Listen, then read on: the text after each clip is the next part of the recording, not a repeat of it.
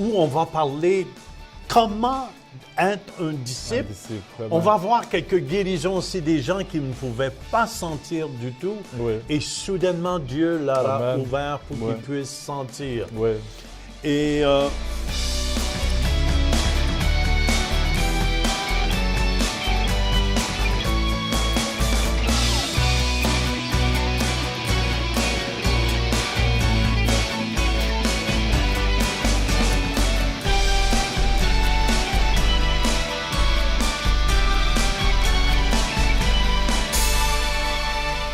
merci d'être là aujourd'hui et on a une émission où on va parler comment être un disciple.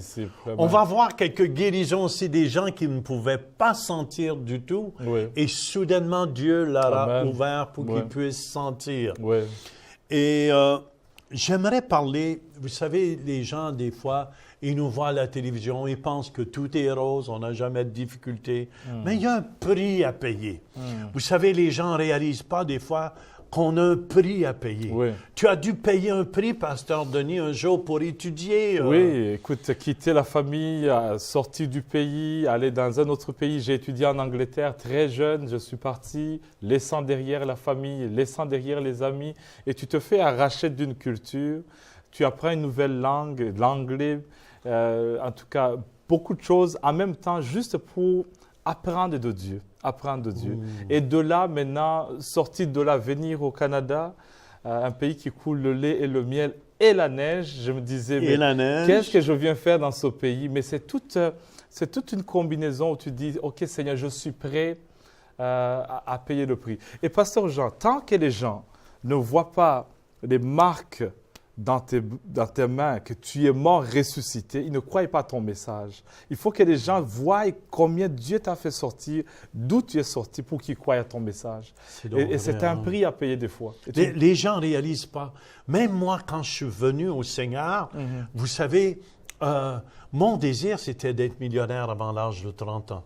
Et je savais, j'avais les possibilités de le faire. Et même quand je suis venu au Seigneur, tout a changé. Pour moi, j'étais devenu millionnaire dans mon cœur. Moi, j'ai tout donné mon argent. C'était le contraire. Quand j'ai donné mon cœur à Jésus, j'avais une maison, on l'a donnée pour le ministère et tout. Et je ne regrette rien de ce que j'ai fait.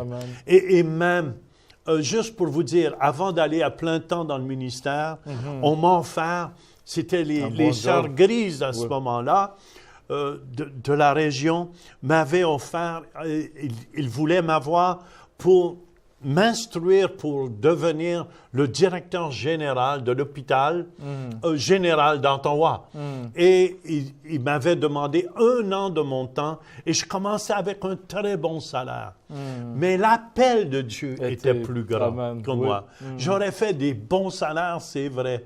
Et même quand je suis revenu dans la région d'Ottawa, j'étais aux États-Unis et on m'avait offert, en anglais on dit motivational speaker, pour un motivateur, quelqu'un qui motive, conférencier, qui motive les gens. Et on m'avait offert un salaire énorme aux États-Unis pour que je puisse faire ça. Fait que les gens pensent qu'on fait ça souvent, c'est pour l'argent. Non, c'est pas pour l'argent. Et souvent, les gens pensent aussi, Pasteur Denis, qu'on est là pour essayer d'avoir l'argent du monde. Et imaginez-vous, allez à la commission de liqueur, là où vous êtes, et demandez aux gens qui sont en ligne pour acheter de l'alcool et allez leur dire tout ce qu'ils veulent. C'est votre argent. Allez dans une ligne au restaurant et les gens qui attendent en ligne, vous pouvez dire la même chose. Tout ce qu'ils veulent, c'est votre argent. Mais c'est pas vrai. C'est pas votre argent. Et souvent, les gens pensent qu'on est ici pour avoir de l'argent. Si j'avais voulu de l'argent, j'aurais accepté d'être un conférencier, motivateur. Une carrière. Avoir une carrière là-dedans. Et c'était des très hauts salaires qu'on m'offrait. Et j'ai refusé ça. Fait que les gens ne comprennent pas des fois. C'est l'appel de Dieu. C'est accepter de renoncer à soi-même, de payer le prix. Et des fois, le prix n'est pas facile. Quand aussi longtemps l'appel tu ne le sens pas que ça pèse lourd, ce n'est pas la vocation. Il faut que ça pèse, il faut qu'il y ait un prix. C'est ça, j'avais tellement été touché de Dieu, tellement été touché de Dieu, que j'étais prêt à n'importe quoi. Vous savez, quand l'amour de Dieu vous touche à la maison, là, vous êtes prêt à n'importe quoi. Et pour moi, j'ai travaillé avec les pauvres sur la rue, j'ai travaillé dans les prisons, avec des prisonniers et tout. Et pour moi, les plus grands prisonniers, ce sont les gens qui n'ont pas Jésus. C'est pour ça qu'on a dédié notre vie ensemble, Pasteur Denis, pour servir le roi des rois. Amen. Amen, amen. Ce n'est pas mes richesses. Vous allez voir, Pasteur Mathieu va commencer avec le jeune homme riche, justement, qui ne voulait pas. Il était plus en amour avec ses richesses. Il observait tout ce que la parole lui demandait. Mais il y avait quelque chose. Son cœur, Dieu, ça ne lui fait rien que vous ayez de l'argent. Aussi longtemps que l'argent ne vous attache pas. Et c'est important. Et je veux ensemble qu'on aille au centre réveil. Bon. Et on va écouter, amen, ce message sur être un disciple. Mais je ne pense pas qu'il y avait un Israélien ou un Romain qui portait une petite croix en bois sur lui. Vous savez pourquoi? Puis ça représentait la mort. Chaque personne qui allait se faire crucifier, si c'était criminel ou pas, devait porter sa croix au lieu d'exécution. Et je vous dis, ce n'était pas une belle chose. On en a fait une belle chose parce que Christ est mort à la croix. Il nous a libérés de toutes choses. Mais à l'époque, les Romains, là, c'était toute une affaire. Tu ne voulais pas te faire crucifier, c'était difficile, et Christ l'a fait pour nous.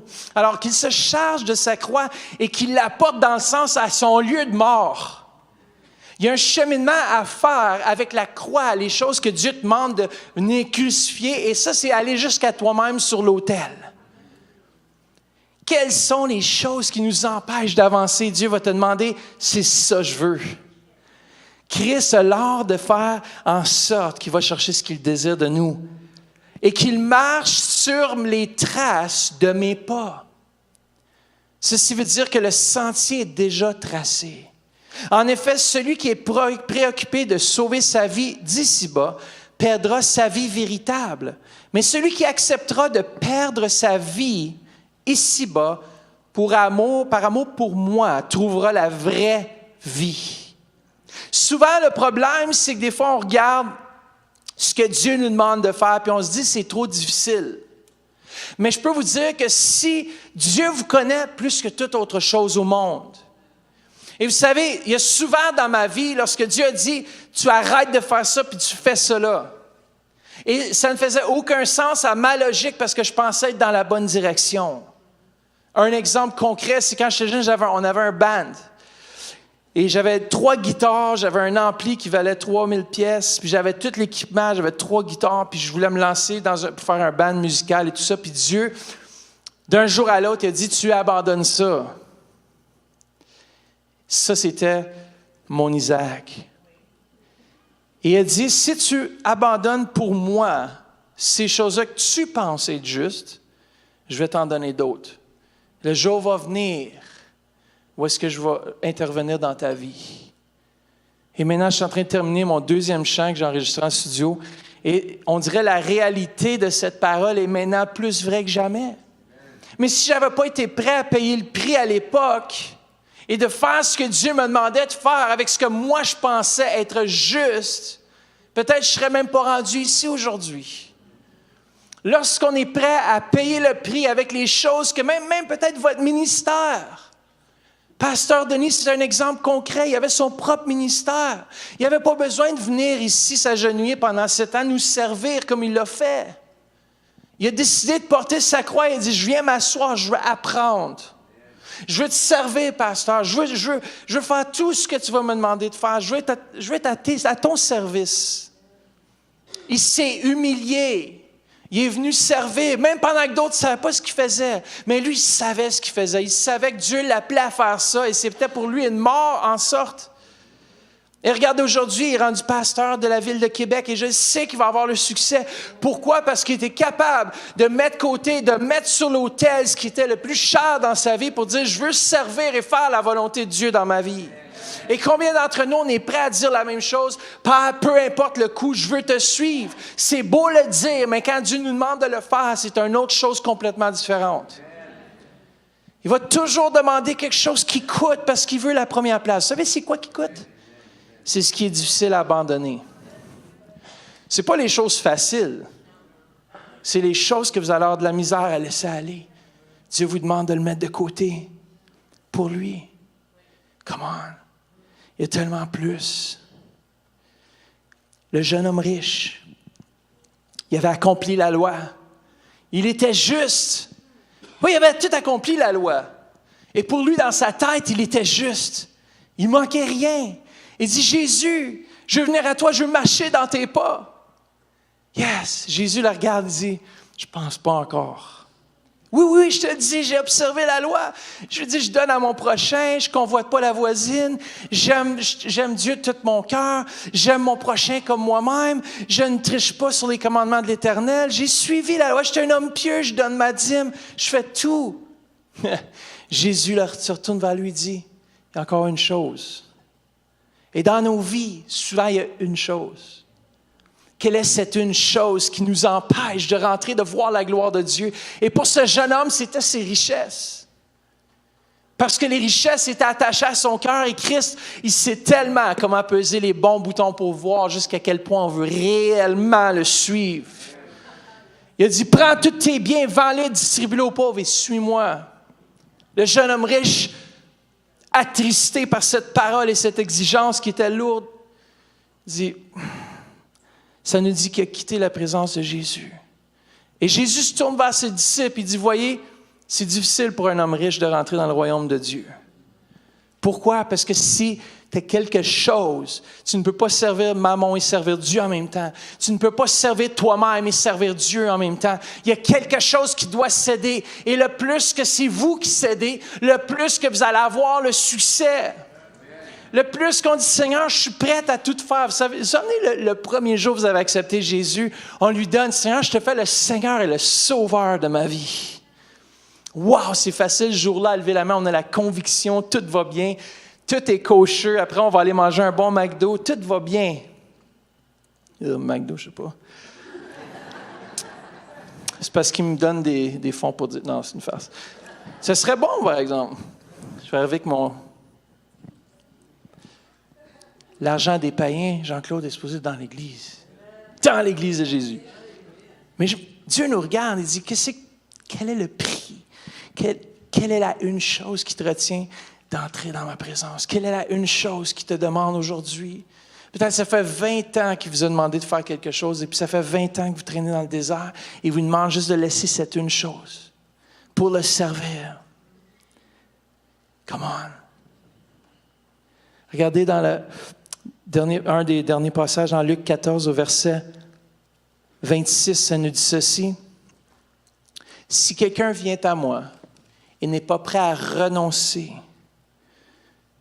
offrir en sacrifice à Dieu ce que vous aimez le plus, à son père, sa mère, sa femme, ses enfants, ses frères, ses sœurs et jusqu'à lui-même, il ne peut être mon disciple. » Si on n'est pas prêt à payer le prix de laisser de côté les choses qui nous sont chères pour servir Dieu, on ne peut pas être un réel disciple. Oui, ce matin, vous dites peut-être ça, c'est tough comme message, mais c'est ça qui en a besoin. Abraham, dans Genèse 22:10, nous dit, Abraham étendit sa main et prit le couteau pour égorger son fils. Écoutez bien, vous ne vous rendez pas compte que ça a pris pour se rendre jusque-là. Abraham avait essayé de pousser pour la promesse, il y a eu Ishmaël avec sa servante, parce qu'il voulait presser la main de Dieu. Mais Abraham avait appris à faire confiance à Dieu à travers toutes les épreuves de la vie. Il avait appris à faire confiance à sa parole et à agir sur sa parole. Abraham, Dieu lui demande, il dit au verset 2, Dieu dit, prends ton fils, ton unique, celui que tu aimes, Isaac, et va-t'en au pays de Moria. Et là, offre-le en holocauste sur une des montagnes que je te dirai. Vous vous souvenez, là, c'était le seul fils unique, la promesse. Quel est votre Isaac? Dieu va vous demander de mettre l'Isaac sur l'autel. Peut-être c'est votre travail, peut-être c'est votre écolage, peut-être c'est quelque chose qui prend la place de Dieu. Dieu va demander, est-ce que tu es prêt à abandonner ça pour me suivre? Il faut se poser de sérieuses questions aujourd'hui dans l'Église et de dire, Seigneur, je suis prêt. On dit toujours Amen à l'Église. Mais le vrai Amen se passe sur ce qu'on est en dehors, puis Dieu nous dit, arrête de faire ci, fais cela, fais ça. Il nous dirige, veut nous diriger. Puis est-ce qu'on est prêt à vraiment céder? Alléluia. Vous savez, pour donner à sa foi l'occasion de s'exercer, il fallait que Dieu place Abraham dans une situation où sa foi pouvait être ébranlée. L'offrande doit être un sacrifice dont le coût expose l'individu à la tentation de désobéir. Écoutez bien, il exposait Abraham à presque la désobéissance. Il dit, fais-le, et il voulait voir jusqu'à quel point il pourrait aller. Et l'acte d'Abraham venait de prouver qu'il n'y avait rien qu'il ne soit capable de donner à son Dieu. Et en raison de son obéissance, il fut justifié. Peut-être le Seigneur te dit, stop cette business, stop cette relation, stop telle chose. Qu'est-ce qui vous empêche? Qu'est-ce qui vous tient d'obéir pleinement à Dieu? Est-ce que vous pensez que Dieu a votre meilleur intérêt à cœur? Peut-être que vous voulez vous lancer en affaires puis vous sentez qu'il y a quelque chose en dedans qui vous tracasse. Faites confiance à Dieu. J'ai fait l'erreur de ne pas lui faire confiance. À l'école, les amis vous disent, viens prendre la drogue avec nous. Et puis dans ton cœur, tu sais que c'est pas juste, même s'ils sont en train de légaliser la marijuana au Canada. Ça ne va pas le rendre plus juste pour l'Église de Jésus-Christ que personne revienne ici avec un joint. Non, mais écoute, moi, c'est illégal. Mais aux yeux de Dieu, ces choses-là peuvent venir des idoles. Tout ce qui prend la place de notre Dieu, j'en veux pas dans ma vie. Et vous savez, je me prêche à moi-même en premier. Quand Dieu va dire stop, je vais stopper. Quand il va dire continue, je continue.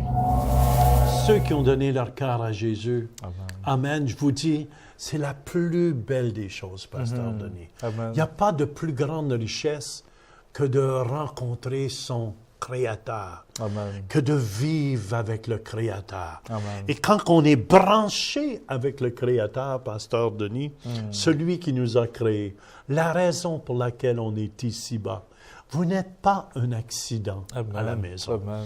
Amen. C'est pour ça, si vous avez fait cette prière avec Pasteur Mathieu, téléphonez-nous, écrivez-nous ici au Centre Éveil. Amen. Ça va nous faire plaisir de lire ce que Jésus fait dans votre vie. Amen. On est fiers aussi parce que dans Ésaïe, le chapitre 9 nous dit « Un enfant nous est né, un fils nous est donné, et on l'appellera admirable, conseiller. » Et je crois que dans cette saison, non seulement vous venez de naître de nouveau, mais le Seigneur veut que vous deveniez des fils et des filles. C'est pourquoi on est là pour marcher avec vous, vous encourager à devenir des admirables, les conseillers, c'est que Dieu a préparé dans votre vie pour que vous puissiez devenir ainsi. En tout cas, c'est une bénédiction de vous voir vraiment connaître le Seigneur comme vous le faites aujourd'hui. Marchez avec le Seigneur. Venez, appelez-nous. On va vous être un soutien. Aussi, c'est pour ça qu'on est... On est à Québec, à la ville de Québec. Pasteur Denis est là. Dans le fond, on veut former des disciples. C'est vous discipliner à devenir comme Jésus, à son image. Il y a des gens qui vont me dire, mais Jean, c'est impossible. Mais l'Esprit de Dieu, quand il vient en vous, vous transforme. Amen. Dans le fond, c'est l'Esprit de Dieu qui le fait en nous. Amen. Et c'est pour ça qu'on devient de plus en plus des outils entre ses mains, des outils maniables. Et c'est pour ça, moi, je trouve ça tellement beau. Ce que Jésus a fait avec moi. Et ce que Jésus a fait avec toi aussi, Pasteur Denis. Et ce que Jésus veut faire aussi avec vous à la maison. Je vous dis, si vous le laissez faire, vous allez voir, vous allez devenir plus gentil. Vous allez être transformé. Vous allez être plus patient. Je ne dis pas que ça va être du jour au lendemain, mais vous allez voir dans un an d'ici, vous allez dire, mais je me reconnais plus. Amen. Je suis une autre personne. Dans le fond, c'est Jésus qui vit en moi. Je me rappelle quand j'ai donné mon cœur à Jésus et puis mon frère qui, lui, ne voulait pas le faire, il m'a regardé, il m'a dit, je te donne 3 mois. Dans 3 mois, tu vas abandonner la foi. Mais ce que j'ai remarqué, Dieu m'est transformé. Après 3 mois, il me regarde, il me dit, hey, 2 ans. Et à 2 ans, Dieu m'est transformé. Et il a vu un changement dans ma vie. Alors, je crois que c'est pas à pas, petit à petit, on apprend, on grandit dans le Seigneur aussi, dans sa parole et dans sa présence aussi. Je pense que c'est tellement important d'agrandir, de marcher dans sa parole Amen. et de vivre aussi sa parole. Alléluia. C'est pour ça qu'on vit ensemble sa parole. Si vous venez au Centre Réveil Québec, Amen. vous allez voir, on prie pour les malades Amen. chaque dimanche matin. Amen. Même, on ne veut pas nécessairement vous sortir de votre église. Amen. Amen. Si vous allez dans une église, notre intention, c'est ceux qui n'ont pas de famille. Amen. Et c'est Alléluia. une vraie famille au Centre Réveil. Amen. Une famille qui est remplie d'amour. Amen. On vous invite à venir nous rejoindre. Oui, il y a un bon témoignage qu'on veut écouter. Excellent. Pasteur Jean a fait un bon voyage missionnaire à Antananarivo, au Madagascar. Vraiment des foules de gens qui sont venus et il a prié pour les malades. Et les vidéos que vous allez voir, c'est des guérisons. Un enfant qui avait un problème d'odorat, une femme qui avait un problème d'odorat et un homme pendant 2 ans ne pouvait pas bien sentir et vous avez prié pour lui. Pasteur Jean, c'est vraiment impressionnant. Vous allez suivre ensemble avec nous. On écoute ensemble. Pas sentir. Vous ne pouvez pas goûter. Si c'est vous, faites signe comme ça.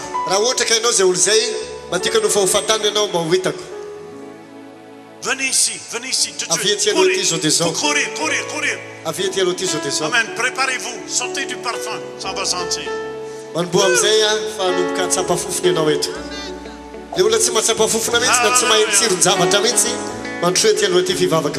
Est-ce qu'il y a des gens qui sont dyslexiques?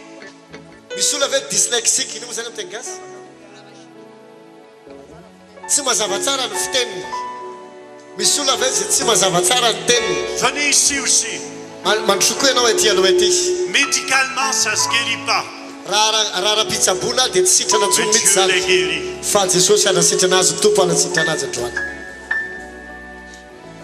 Est-ce qu'on a du parfum? Attendez avant de prier. Vous ne pouvez pas sentir? Elle ne peut pas sentir? Ne peut pas sentir? Amen. Bienvenue. Tous ceux qui ne sentent pas, soyez les bienvenus.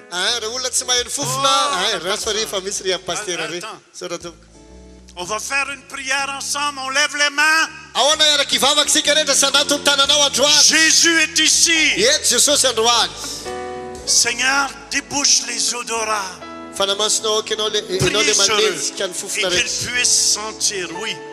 Imposez-les les mains. On est une équipe ici ensemble. Ouvre. Ouvre au nom de Jésus. Amen. Alléluia. Alléluia. Alléluia. Qu'ils puissent sentir et goûter. Au nom de Jésus. Au nom de Jésus. Au nom de Jésus. Ouvre-toi.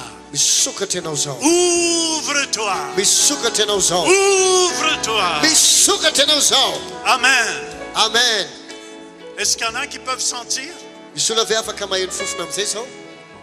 Tu peux sentir? Amen. Levez la main. Ceux qui peuvent. Tu peux sentir?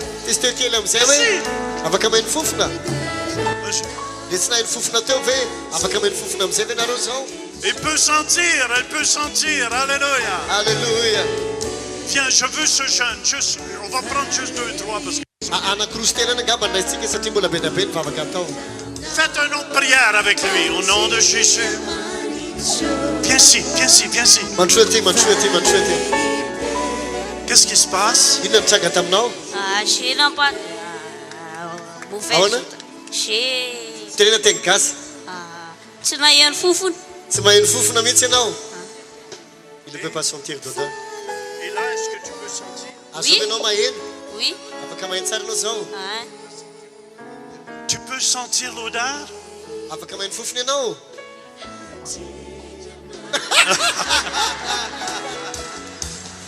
Alléluia! Alléluia! Le diable mange la claque! Androany mahazo ny anjara mihitsy ny devoly eto. Maman, Anakisana telo ihany ka fa tsy le fotoanantsika mandeha be loatra. jusqu'à Anakirona ça. telo ihany. Ny ambony aloha mahijanona fa mbola izy favaka be da be atao. Rehefa sitrinao dia zay ny tena important Plusieurs. eto. Elle a pu sentir donc l'odeur Du parfum. Du parfum. Depuis combien de temps qu'elle ne sentait pas? 2 mois. Ah, juste 2 mois. Mais maintenant tu sens. Alléluia! Alléluia! Aha, elle va faire. Tu sentais pas depuis combien de temps? Ça fait presque 2 2 ans. 2 ans qu'il sentait pas. Et là? Donc ils ne sent pas l'odeur des parfums, mais actuellement il peut Sentir. sentir. Wouh! Remercie Jésus. Alléluia! Amen, amen, Alléluia. amen. C'est excitant. Et moi, je veux prier. Si vous avez des problèmes à la maison d'odorat, Amen. eh bien, si vous ne pouvez pas sentir, amen, amen, placez juste votre main sur le nez comme ça. Et par la puissance du nom de Alléluia. Jésus-Christ, amen.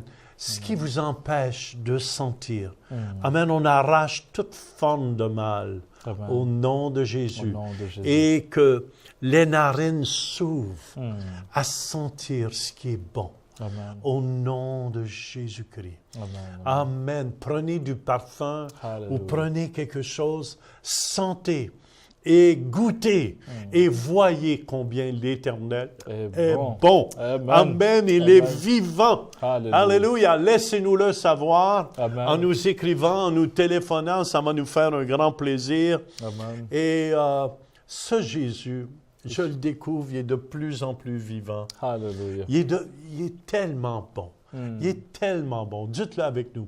Dieu est bon. Dieu est bon. Dieu est tellement grand pour moi. Alléluia. Amen, amen, amen. Amen. C'est pour ça ma vie lui appartient Oui. à 100%. Amen.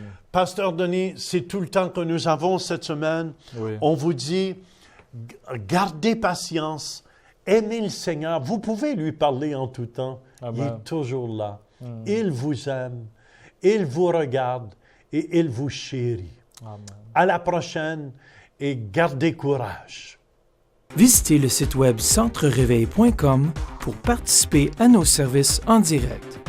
Pour un don mensuel de 20$ ou plus, vous pouvez faire vos dons en ligne avec Visa et Mastercard ou un chèque par la poste. Et nous apprécions votre soutien. Steve Curtis Chapman, Oui. qui a perdu son enfant, et il va partager aussi comment il a passé à travers ça. Avec Pasteur Denis, on va simplement écouter c'est Bon quoi message. d'être passionné. Par la